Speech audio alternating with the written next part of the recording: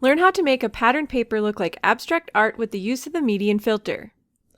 This video is being filmed in expert mode of Photoshop Elements, but the instructions are exactly the same for Photoshop except where noted. The first thing we need to do is prepare the workspace. So open the Paper 5 Thankful carladudley.jpg file from the downloads. Almost any patterned paper will work for this, but every paper will give you a different result. So then in the menu bar, choose File, Duplicate to create a copy. For Photoshop users, choose Image Duplicate. And we're doing this because the edits we are going to make to this paper are destructive, and we want to make sure we don't accidentally save over the original paper. So then in the dialog box, click OK. Then you can close the original paper file. Now we can apply the filter. So in the menu bar, choose Filter, Noise, Median. This filter works by averaging together the colors. The higher the radius setting, the softer and more diffuse the look. The lower the radius setting, the closer it looks to the original paper. So in the dialog box, set the radius to 35 pixels and then click OK.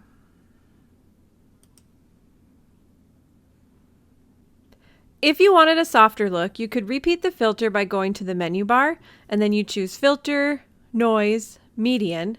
In the dialog box, you could set the radius to 50 pixels and then click OK. I love how crazy the patterns can look once you add this filter once or twice, but I'm going to press Ctrl-Z in Windows or Command-Z on a Mac to undo that and go back to the 35 pixel version, but feel free to keep the softer version if you prefer it. So now you can save the document as a high-quality JPEG file with a unique name. Let me show you a few more papers after applying the same filter to it. I love how this first example ends up looking like repeated brushstrokes of paint. In the second example, I like how the filter made this flower pattern more abstract. It also softens the look so that it's less visually distracting as a background. In this third example, I really love how the pattern of the leaves made something totally new. It looks like modern art or something you'd see as a cool wallpaper pattern. Here's the scrapbook page I made using the third example image as the background. This paper I made using the median filter gave me such a perfect background for the pictures I wanted to scrap. The light blue was the prominent color, but the averaging of the colors brought out some pink, which was perfect for a page about my niece. I love how this effect softened the patterns of this paper, giving me a perfect piece of art to work with. For a free PDF version of this video, click on the download link and then make sure to subscribe to our YouTube channel.